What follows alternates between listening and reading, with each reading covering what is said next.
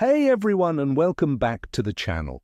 It's your mate here, ready to break down the fishing week ahead, from the 19th to the 25th of January 2026. And friends, let me tell you, this is not a week to be sitting on the couch. Have you ever felt that buzz in the air when you just know the fish are going to be on the chew? Well, that's what I'm feeling right now. This week is shaping up to be truly special, thanks to a perfect storm of warm water, hungry summer predators, and one of the best moon phases you could ask for. I'm going to show you exactly why this week could offer some of the most explosive fishing of the season.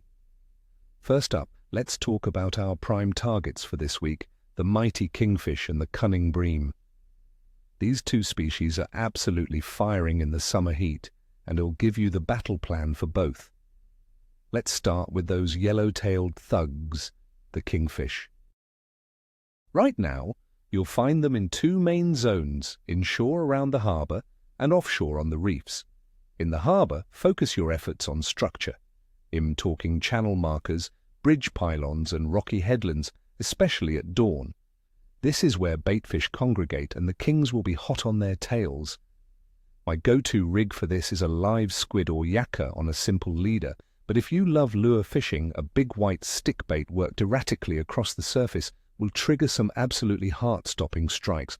Offshore, it's a similar game, but on a bigger scale. Look for those deeper reefs and bait schools, and don't be afraid to try some heavy metal jigs if the live baits aren't getting it done. Now, for the bream, these guys are smart, but they're hungry in this warm water. You're going to find them holding tight to structure as well. Look for them along rock walls, oyster leases, and especially under boat moorings and pontoons in the estuaries. The key here is stealth and light gear. A lightly weighted, unpeeled prawn or a small crab drifted down naturally next to a pylon is almost irresistible to a big, blue-nosed bream. On the flats, especially during a run-in tide at first light, they'll be hunting for worms and nippers, so that's your bait of choice there. So why am I so confident about this week? Let's break down the conditions. The weather across the Sydney region looks like a classic summer dream. We're expecting daytime air temperatures to hover between a very pleasant 25 and 28 degrees Celsius. The barometric pressure should start the week high and stable, which almost always means happy feeding fish. We might see a slight dip in pressure midweek, maybe bringing a shower or two, which can sometimes stir things up and trigger a bite before it stabilizes again for the weekend. The wind looks to be mostly light to moderate, starting as a gentle northeasterly sea breeze each afternoon, a perfect, predictable summer pattern. Now the water temperature is the real kicker. It's sitting at a beautiful 22 degrees or so. This is the sweet spot for the metabolisms of our summer species, meaning they are active, aggressive, and need to feed regularly to fuel their engines. But the most important factor, in my opinion, is the moon phase. We are starting the week just after the new moon on the 18th.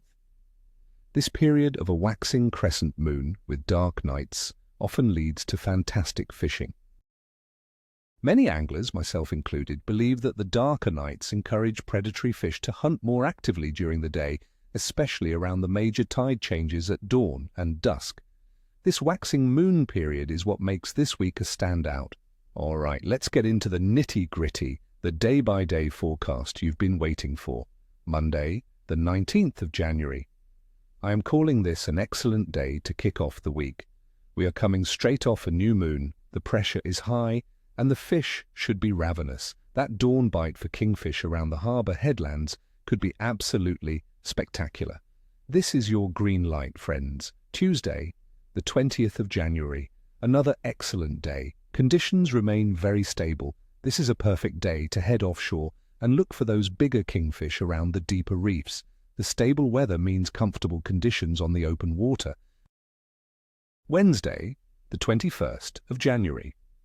I'm rating today as good. The forecast suggests a slight dip in barometric pressure and a chance of a shower. This change can sometimes make the fish a bit moody, but it can also trigger a feeding frenzy.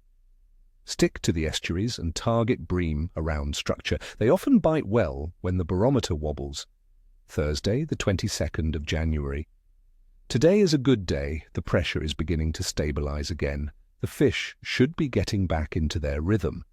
It's a great day to try for flathead on soft plastics, working the drop-offs on a run-out tide. Friday, the 23rd of January. We're moving back into excellent territory now. The lead-up to the first quarter moon is a prime time. The weather looks clear, and the fish will be feeding aggressively. This is the day to chase a personal best. The dawn and dusk bites will be intense. Saturday, the 24th of January. This is an excellent day. Everything is aligned for a fantastic day on the water. All our target species will be highly active. My tip? Get out there at sunrise. The topwater bream bite on the flats could be one for the memory books. And finally, Sunday, the 25th of January, the day of the first quarter moon. I'm rating this as excellent. The bite should be strong right through the day, especially around the tide changes. It's the perfect end to what should be an incredible week of fishing. So there you have it, friends. An amazing week is on the cards. As always, tight lines and ni chwosta, ni cheshwi. If you found this forecast helpful, do me a favor and hit that like button and subscribe for more weekly updates. I'd love to hear your plans in the comments below. What are you chasing this week? And if you get out there, let me know how you go. Share your observations.